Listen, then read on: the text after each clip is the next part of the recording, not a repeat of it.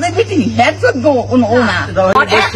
1 লক্ষ চাহিদা বাবা আর 1 লক্ষ তাতে আমি 1 লক্ষ চাহিদা আমি কি পূরণ করবো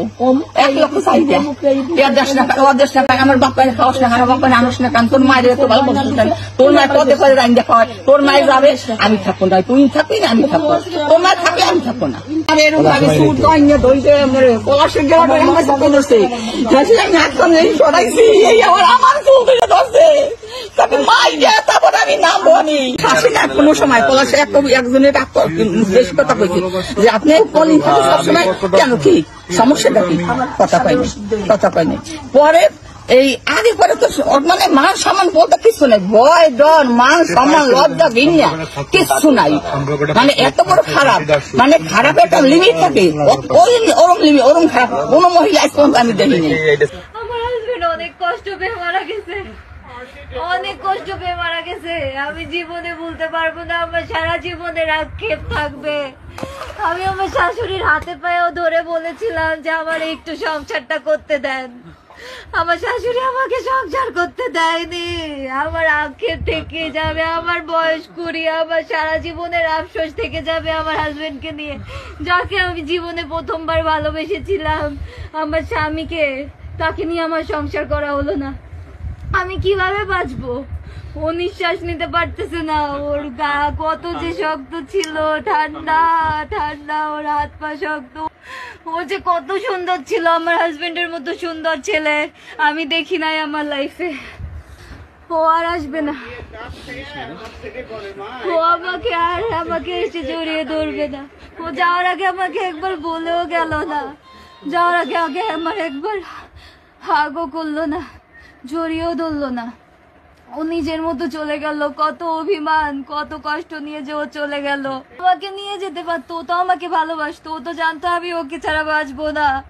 ও তো আগে আমাকে শুট করতে পারতো তারপর তো নিজেকে শুট করতো দুজনে একসাথে চলে যেতাম তাহলে তো এত কষ্ট সহ্য করতে হতো না আচ্ছা আমি আমাকে কি করে দিয়ে চলে গেল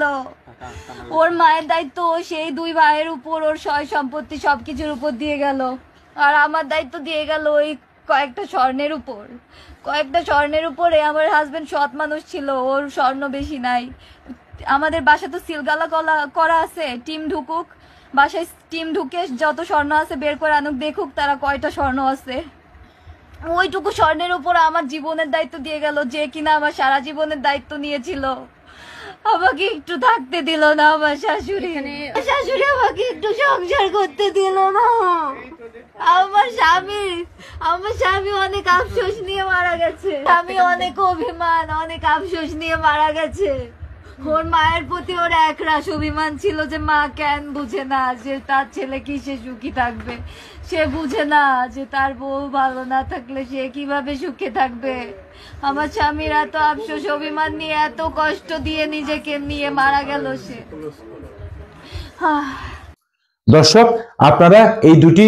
ভিন্ন ভিডিও ক্লিপে দুটি ভিন্ন চিত্র দেখতে পেলেন একদিকে পুত্রহারা মায়ের অভিযোগ অন্যদিকে স্বামীর সুখে বিহবল স্ত্রীর ক্ষোভ মা এবং স্ত্রীর এসব অভিযোগ এবং পাল্টা অভিযোগ দেখলে হয়তো আরো বেশি কষ্ট পেতেন এএসপি পলাশ সাহা একজন প্রতিশ্রুতিশীল পুলিশ কর্মকর্তা কেন এমন চরম পরিণতি বেছে নিলেন তার জীবনের শেষ দিনগুলোতে কি ঘটেছিল আসুন একটু বিশ্লেষণ করার চেষ্টা করি আসলে পলাশ তার মা এবং স্ত্রীকে নিয়ে তৈরি হওয়া ক্রমবর্ধমান টেনশন সামলাতে পারছিলেন না একদিকে মায়ের প্রতি তার কর্তব্য অন্যদিকে স্ত্রীর প্রতি ভালোবাসা এবং সংসারের দায়িত্ব এই দুইয়ের মাঝে তিনি নিজেকে অসহায় মনে করেছিলেন মায়ের সাথে স্ত্রীর সম্পর্কের টানাপোড়েন তাকে ক্রমশ হতাশ করে তুলেছিল তাই হয়তো মানুষটা নিজের জীবন দেওয়ার মতো অধৈর্য হয়ে গিয়েছিল কারণ দুজন মিলে এই মানুষটাকে ভালো থাকতে দেয়নি এই চিত্র আমাদের সমাজের বেশিরভাগ ফ্যামিলিতে আছে কিছু প্রকাশ পায় আর কিছু পায় না বিশেষজ্ঞদের মতে আমাদের সমাজে এমন অনেক পুরুষ আছে যারা পারিবারিক প্রত্যাশার দ্বন্দ্বে জর্জরিত হন একদিকে মায়ের আবেগ এবং আকাঙ্ক্ষা অন্যদিকে স্ত্রীর চাহিদা এবং অধিকার এই দুটোকে ব্যালেন্স করতে না পারলে অনেক সময় চরম মানসিক কষ্টের শিকার হতে হয় পলাশ সাহার ক্ষেত্রেও সম্ভবত এমনটাই হয়েছিল তিনি হয়তো উভয় পক্ষের প্রত্যাশা পূরণ করতে ব্যর্থ হয়েছিলেন এবং সেই অসহনীয় যন্ত্রণা থেকে মুক্তি খুঁজতেই এমন কঠিন পথ বেছে নিয়েছিলেন। এই ঘটনা আমাদের সমাজের একটি গভীর ক্ষতকে তুলে ধরে। আমরা কি আমাদের পুরুষদের মানসিক স্বাস্থ্য এবং তাদের উপর আসা পারিবারিক চাপের বিষয়ে যথেষ্ট সচেতন, নাকি নীরবে তারা এসব কঠিন পরিস্থিতির শিকার হতে থাকবেন? আসুন সবাই মিলে এই বিষয়ে আরো সংবেদনশীল হই এবং এমন মর্মান্তিক ঘটনা যাতে আর না ঘটে সেই বিষয়ে পদক্ষেপ নিই। পরিশেষে একটা কথাই বলবো, পলাশাখার রেখে যাওয়া চিরকুটটা খুবই ছোট, কিন্তু এই ছোট্ট চিরকুটে লেখা আছে এক জীবনে হেরে যাওয়ার গল্প। মা এবং স্ত্রী যতই একে অপরকে দোষ দেন না কেন,